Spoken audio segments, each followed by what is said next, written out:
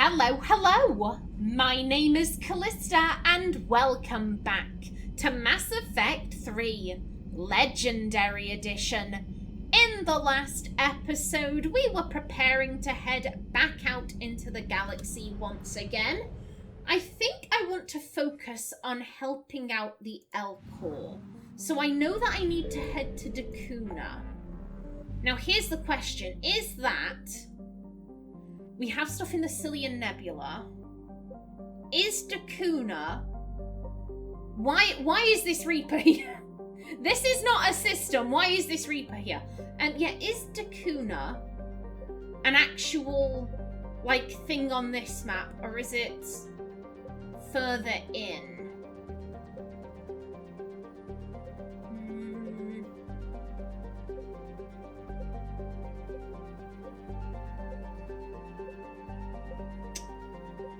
Okay, well that is fantastic. I do not know where Dakuna is. I guess we're just gonna jump until we find it. We will jump and such, and hopefully at some point we get there.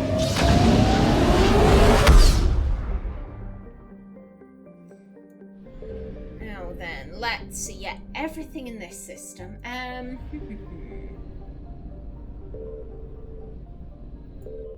Hello there, Trapai.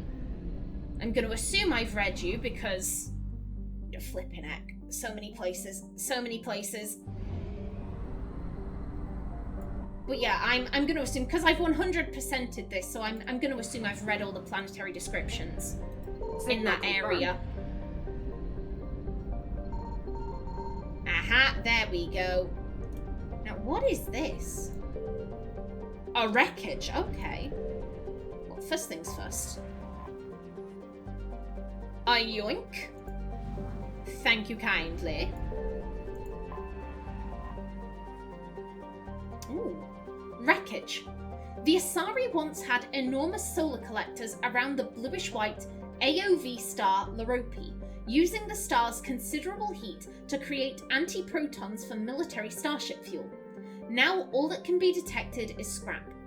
Reapers emerged from dark space near the Silean Nebula cluster and established a front in the Loropi system.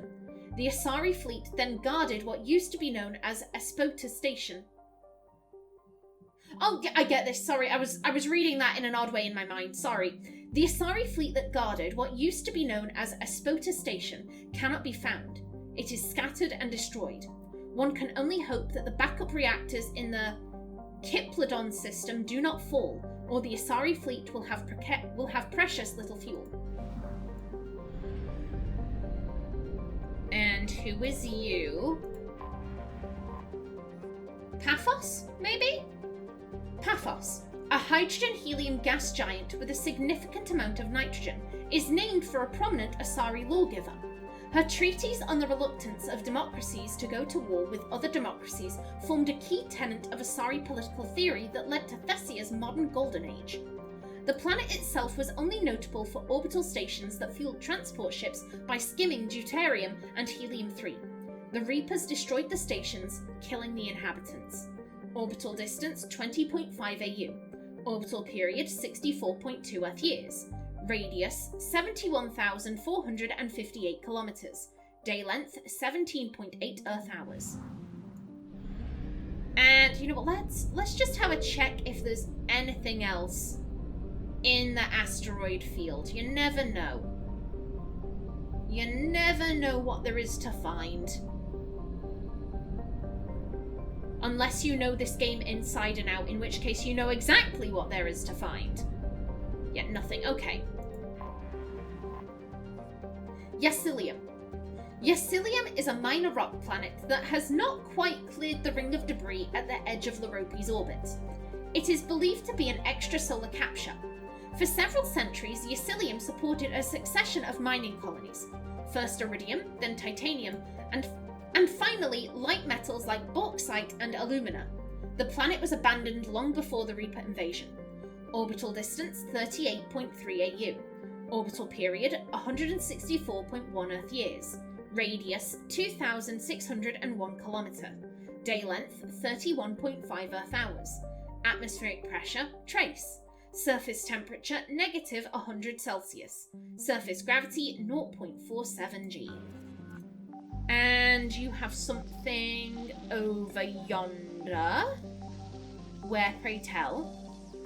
Right there.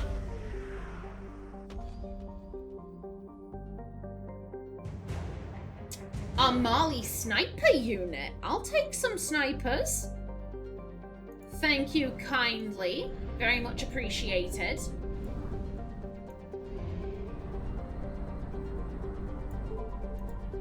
No. Let me in. Let me in. Thank you. I found something. Now then. Okay, we're fine. We're fine. I double-clicked there. I accidentally double-clicked because my hand had a tremor, so I was like, Jesus. No, we're fine. We're fine. It's all good. You know what? Give me the fuel. 250 units. Okay, that's good. Now then, you at the back there. Foros. Foros is a hydrogen gas giant, tinted orange by swirling bands of ammonia and sulfur. Its 4 moons hosted small spaceports used to mine the moons and the nearby Halimar asteroid belt. Unfortunately, Foros was an early target of the Reapers. They made short work of the lunar outposts. On sensors, no survivors or Reaper forces are immediately obvious, but Foros's ring system is filled with dust and ice that would allow concealment. Population 43,700. Population estimate is pre-invasion. Orbital distance 2.45 AU. Orbital period 4.3 Earth years. Radius 57,188 kilometers. Day length 17.2 Earth hours. And again, let's just check the asteroid field. Better to be safe than sorry. Okay, nothing. Okay, good stuff. And, ooh, Haitiana? We're gonna go with Haitiana. Haitiana serves as a bastion of research for the Asari, boasting multiple observation outposts, glacial drilling stations, and educational institutions. While the planet's average temperature hovers near freezing, the equatorial band contains oceans and many freshwater rivers, there we go. Xenobiologists of all stripes often visited the planet, as its expansive facilities were a haven for the life sciences. The Reapers destroyed Haitiana's spaceports and its uniformed defense forces. As with other Asari planets, the Reapers forced the heavily biotic population into surrender through threats of massive retaliation rather than assault by husks alone. Colony founded 735 CE. Population 119 million. Population estimates is pre-invasion. Capital city Port Larama. Orbital distance 0.8 AU. Orbital period 1.1 Earth years. Radius 11,245 kilometers. Day length 19.2 Earth hours. Atmospheric pressure 1.35 Earth atmospheres. Surface temperature 1 Celsius. Surface gravity 1.39 G. Now I'm going to assume that we're going to pick up some scientists here. That would make sense. Also, I love this shade of like blue-grey. That's very nice. Cerise Guard, okay. Okay, not what I was expecting, but I'll take it. I'm not complaining. And then lastly, Agesia. Rife with volcanic activity and scorched by the nearby orange star Nahuela, Agesia is an unforgiving and ever-shifting puzzle box of a planet. Ceaseless solar winds and magnetic bombardment have thinned Agesia's atmosphere, but these features are actually a boon in wartime. Powerful magnetic fields and large quantities of airborne volcanic ash make many forms of scanning difficult, allowing the Asari to hide valuable palladium and... what the fuck? Molybdenum mines needed for the war effort. Agesia's sheltered underground colonies remain untouched by the Reapers, at least for the moment. Orbital distance 0.48 AU. Orbital period 0.4 Earth years. Radius 5,984 kilometers. Day length 45.1 Earth hours. Atmospheric pressure 0.65 Earth atmospheres. Surface temperature 136 Celsius. Surface gravity 0.92 G. Okay, that is you done and dusted. You know, despite there being a lot of systems, we're getting through them pretty quick. I'll take that. I'm happy with that. Signal confirmed. No, okay. Okay, 2 planets with stuff. Nice. Very nice. And more fuel, please. The last system is a ways away. We are going to need it. We are going to need all of that fuel.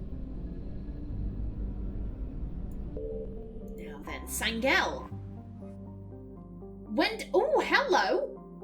Hello. Did I go to where I needed immediately? That would be amazing. That would be amazing. When Dakuna's government learned that the Reapers had returned, they evacuated everyone on Sangel's Helium-3 recovery platforms. The sizable hydrogen-helium gas giant was abandoned. Its workers relocated to Dakuna. The move was ostensibly made because the Elcor homeworld was a more defensible position. In reality, it may have been motivated by a subconscious herding instinct, as most grazing creatures come together in large groups when predators near. Orbital distance 8.1 AU. Orbital period 23.1 Earth years. Radius 75,335 kilometers. Day length 9.7 Earth hours. And anything in the band? I always have to check. Because the one time I won't check, there'll be something. I swear that's always how it works. You check and you check and you check, there's nothing. The one time you say, you know what, I'll trust that there's nothing, there's something there. Guaranteed. Okay, yeah, nothing. Now, who is you? Talun. Talun is named after the first Elcor settlement in recorded history. The planet's name roughly translates to the deep and restful Meadowland, which is somewhat of a misnomer, given that Talun's thick, crushing atmosphere keeps its surface boiling hot and the air is a noxious mixture of carbon dioxide and helium. Orbital distance 2.0 AU. Orbital period 2.9 Earth years. Radius 11,274 kilometers. Day length 57.6 Earth hours. Atmospheric pressure 61.04 Earth atmospheres. Surface temperature 418 Celsius. Surface gravity 1.56 G. And who is this? Dakuna! Excellent! The Elcor homeworld, Dakuna, overflows with natural resources protected by law from large deposits of precious metals to vast forests. The Elcor themselves live in rich grasslands near the equator. The majority of Dakuna's settlements are tucked within this belt, as the conservative Elcor feel little desire to build outside their comfort zone. Their twin capitals are for migrations from the wet season to the dry season, a tradition made obsolete by modern technology but still observed. After the destruction of the Elcor navy, Reapers moved in their ground troops to occupy the cities. This has taken longer than most civilized worlds, as the Elcor have spread out into smaller, distant settlements, reflecting their preference for close-knit family communities instead of densely packed cities. Population 2.35 billion. Population estimate is pre-invasion. Capitals Sarun and Mulvawan. Orbital distance 1.1 AU. Orbital period 1.1 Earth years. Radius 10,387 kilometers. Day length 68.4 Earth hours. Atmospheric pressure 1.02 Earth atmospheres. Surface temperature 29 Celsius. Surface gravity 4.0 G.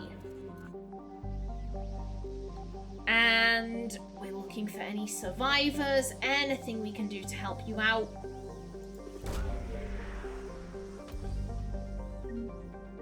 Code of the Ancients, okay. Okay, not what I was expecting. And what do we have here? Alton. The first mission to Alton, Dacuna's moon, was a century in the making. Elcor leaders felt resources for space travel could be better used on their homeworld, and it took decades of persuasion to secure project funding. Archaic harvesting stations that recovered helium-3 from the moon's regolith were still functioning when the Reapers invaded, and the Elcor stationed there were able to flee the system. Orbital distance, I'm bad with numbers. That is 625,369 kilometers from Dacuna. Orbital period 44.45 Earth days. Radius 2,822 kilometers. Day length 44.45 Earth days. Orbital pressure. I'm sorry, it's with the numbers being the same. It confused me. Atmospheric pressure trace. Surface temperature -40 Celsius. Surface gravity 0.24 G.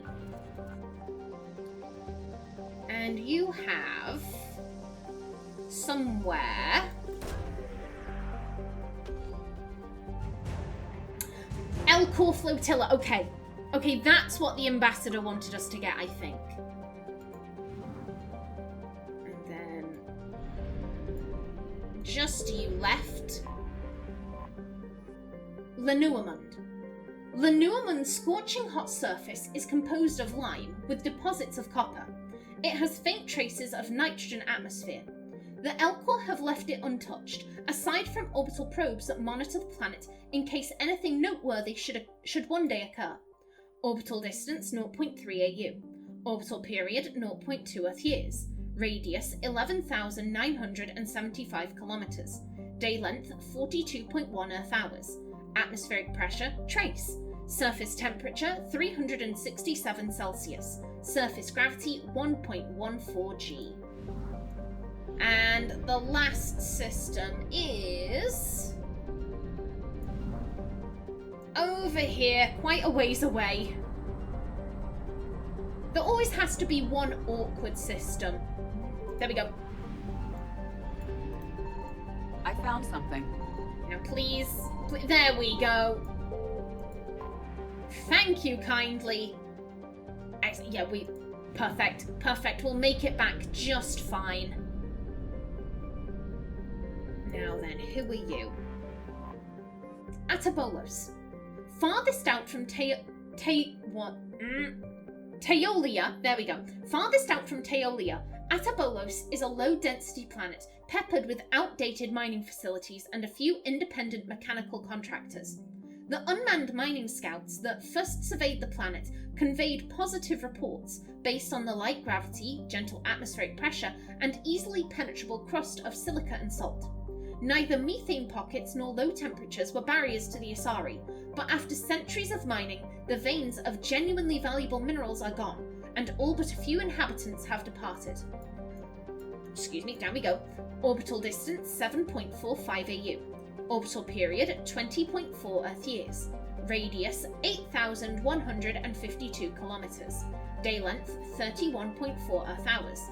Atmospheric pressure 0.734 Earth atmospheres. Surface temperature -117 Celsius. Surface gravity 0.76 G. And you... Ooh. Querezia? A typical hydrogen-helium gas giant, Querezia serves as a naval resource for fuel gathering and magnetic field discharge. The planet is surrounded by a band of 7 large moons that form the Necklace, a reference to a legendary jewel owned by the ancient Asari queen for which Querezia was named. Querezia's orbit places it within the system's frost line, where gas giants do not usually form. For this reason, the planet is believed to be an extrasolar capture. The alternative, that its orbit is decaying, is a horrifying prospect to the tourism and immigration boards of Nevos, since they would be in the gas giant's eventual path. Orbital distance 2.48 AU. Orbital period 3.9 Earth years. Radius 68,541 kilometers. Day length 17.9 Earth hours.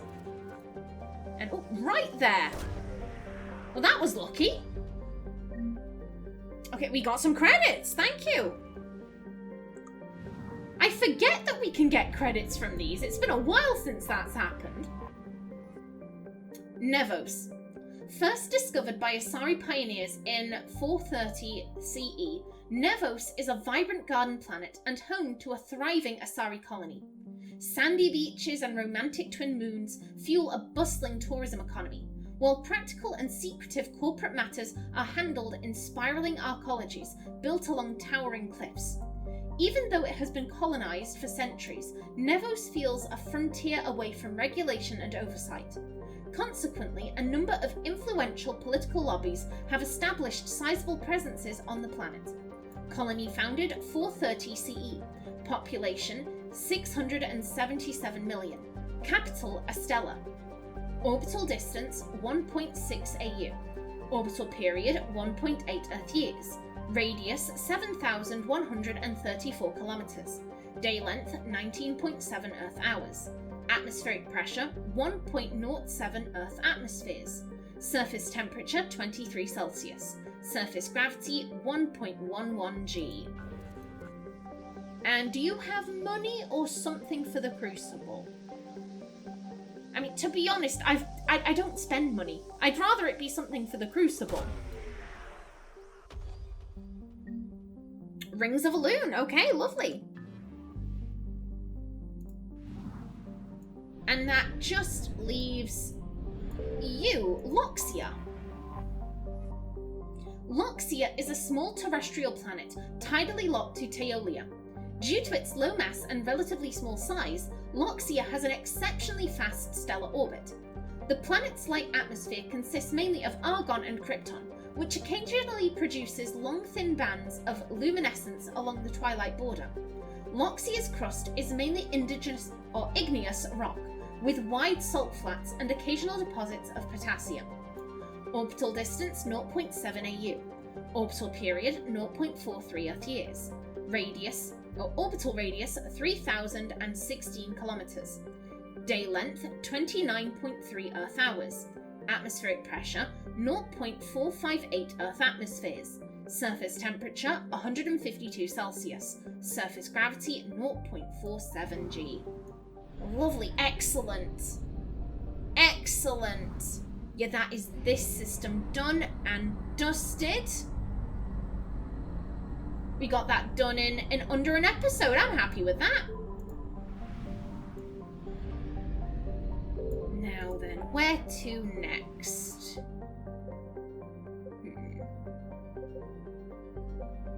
I guess... Yeah, we'll just go round. We'll just go round clockwise.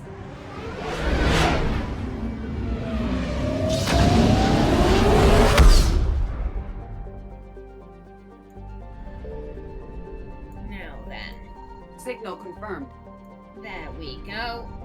You know, let me just check. How many systems? Okay, 4. Got it. Now then, where's the outermost planet? There you are. Olokun. Olokun, Sky Harvest, is a standard gas giant composed of hydrogen and helium. The spacefarers from Erinal, there we go, gather helium-3 from here rather than Oren-Miller, as its atmosphere is much more predictable. Orbital distance 6.0 AU. Orbital period 14.7 Earth years. Radius 64,718 kilometers. Day length 11.9 Earth hours. And then Aganju. Aganju is an extremely large rock planet with a thin atmosphere of hydrogen and carbon monoxide. Abundant in both copper and platinum, the crust has been scanned by mining bots from Erinal, but the specialized equipment to work in Aganju's heavy gravity, more than 5 Gs, has created prohibitive costs, and so Aganju is largely unexploited. Orbital distance 3.2 AU. Orbital period 5.7 Earth years. Radius 10,008 kilometers. Day length 23.3 Earth hours. Atmospheric pressure 0.02 Earth atmospheres. Surface temperature negative 93 Celsius. Surface gravity 5.3 G.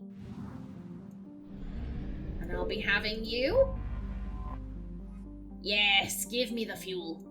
Give me all of the lovely, lovely fuel.